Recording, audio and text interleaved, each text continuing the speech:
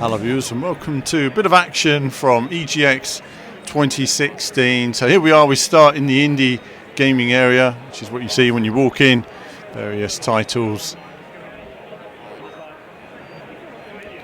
all kinds of genres.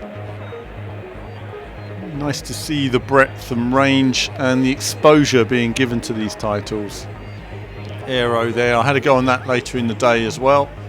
Pretty cool, sort of a music type shoot 'em up jalopy. Build your car, drive it around, fix it on your journey. Sounds pretty cool. We'll probably look at that again at a later stage. Bit of HTC Vive, more indie gaming. I've just done a quick filming of the whole show here, rather than taking my time too much in each section. More just to give you guys an inside glimpse of what was there if you weren't able to attend. It's really good to see the exposure being given to some of the indie titles and the quality of these indie titles as well. They've really moved on in the last few years, you know, and they're simple gaming experiences that we used to enjoy on the PlayStation 1 many of them years ago, not too over complex, but there really is something for every palette. And you know, there's just really great to see the growth in this area over these last few years. See lots of people enjoying themselves as well. This one here, a bit like Smash Brothers. Coming out, looks like for PS4. Various different titles. There were loads of indie titles there. I didn't get to see them all. Some did look very cool. Would like to have had a bit more time, I think, to look at them. Snake Pass. I just quickly turned my camera on as I was walking past there and saw this interesting title where you're playing a really well animated snake. But what's interesting about this snake is it looks like you want to give it a big hug. It looks really happy and nice. It's the nicest snake you've ever seen there. Nice lush grass. Does a bit of swimming as well. It's a happy snake. And I don't know, it reminds me of something off of the PS1 or something. There's just a really cool simplicity to the gameplay that I was liking. And you can see here Windlands. Seen it on the Vive and the Oculus Rift. Now it's coming for PlayStation VR. Hopefully it won't give people the kind of motion sickness some are experiencing on the other headsets. Tethered, haven't played this. Again, this is a new game coming for PlayStation VR. Surprisingly detailed graphics. I think it has to be said across the board on PlayStation VR, the graphics are better than I was expecting. Pixelation isn't too bad. Obviously resolution is where it is, and for a headset of that price it's not not amazing, but it's not terrible either. It's very comfortable on the head. Battlezone, talking of which, was impressive, played well. Again, a great introduction to the world of VR, one I'll be getting hold of. So, I'll be buying a lot of the VR titles for PlayStation VR. I think, whatever I can afford. Really enjoy the VR experiences. So the Star Wars demo for me is still the most amazing thing. Then I thought I'd just do an overview of the show. Sony, obviously the only hardware company. Nothing from Microsoft or Nintendo there, which was a shame in terms of supporting the show. This area here was sort of designated for the PlayStation VR, but unfortunately if you hadn't pre-booked you didn't get a chance, and there was very few places you could queue for. So no chance of a hands-on PlayStation VR for me, and I'm sure a lot of people who turn up to the show will have been quite disappointed at the way that was handled. It seemed to be quite slow moving on the Sony stand in terms of changing people over as well. I saw empty booths all the time, booths here, booths there, always empty for about 5-10 minutes at a time. Very strange in the way it's handled. We've got Horizon there. I don't know if the PlayStation Pro was in that section. And then here you can see WRC6, a few other new games coming out for PS4. Everybody getting the chance for hands-on.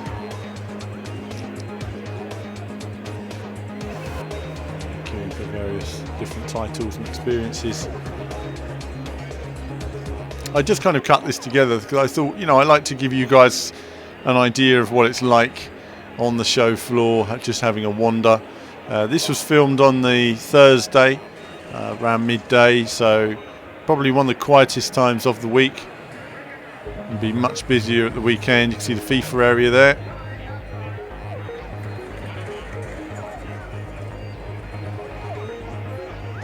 Various other titles, demos going on. Gran Turismo Sport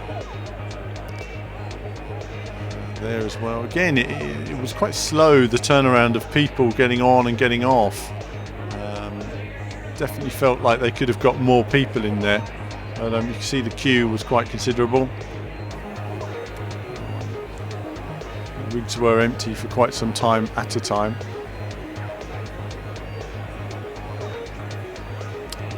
Call of Duty, obviously always a big queue for that. And then walking over to the Square Enix area for Final Fantasy, that was pretty big as well. There's a Chocobo just over there. Yeah, it's not there, is it? No, it's not in the pen, so it must have been wandering off somewhere. That was there at various times of the day. I am really this tall.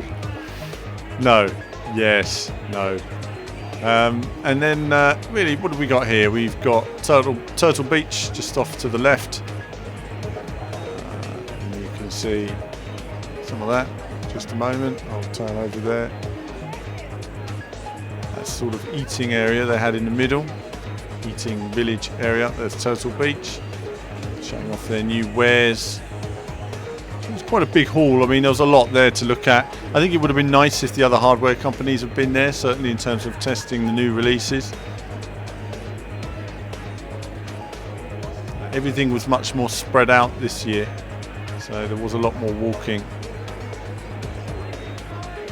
That's the food area, food court. That was very nice, it was too, as well. And you can see some of the different stores. Quite a few little retail outlets there. Overwatch area. Fans of Syndicate. Where are my fans? That's what I'm wondering. I'm sure there are a few there. Special Effect Charity.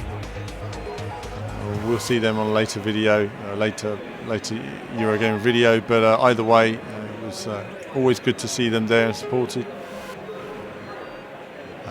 We had a JCB Mars Digger game, which we'll look at later as well there, and Little Nightmares from Bandai Namco. Again, very impressive for what it was. It was some very unusual characters and costumes. Just to my left is a big esports stage, but we'll look at that on a future video. Going in there, you get your free energy drink. I had one of those energy drinks and it was not good for me. I will not be having another one, I can tell you. Wasn't able to get to sleep the next night. Not good. This was the Street Fighter area. Love seeing the Street Fighter area making a comeback. You know, Street Fighter's been around for so long. You know, local one-on-one gaming. That's what it's all about in tournaments. Great to see. And then into the retro gaming area, you've got the MAME arcade machines. They're good machines, but I found the monitors were a bit small, if you ask me. They're a little bit small, the monitors. The bezels are really big around it. I could have just done with a bigger monitor to have made it work for me. Various pinball machines.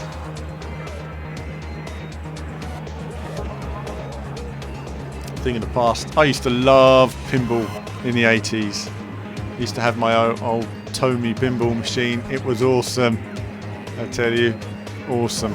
And then you got all the old consoles. I had the pinball pre-gaming, so that must have been a long time ago. And then just various sort of gaming areas, all the old consoles. You know, this for me, I love this area. I love the way they've got old CRT TVs and sort of brings it all back to me, seeing everybody playing on some of these different games. Bit of Street Fighter going on there. Great to see.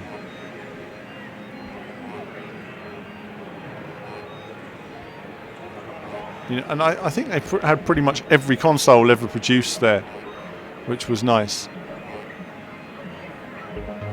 You know, I have, through working in games and just playing them and working in game shops, In my early days, really enjoyed playing every single type of game console that they've had here, and they all had their time.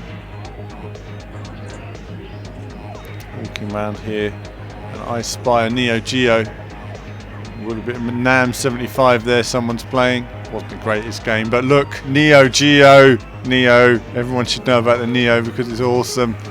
I love the Neo Geo. What a great piece of hardware it was. Absolutely amazing for its day. And the way they got more and more out of it in the years to follow. Incredible, really. Games that were 100 times bigger. Here we are, Soul Star. Listen to that soundtrack.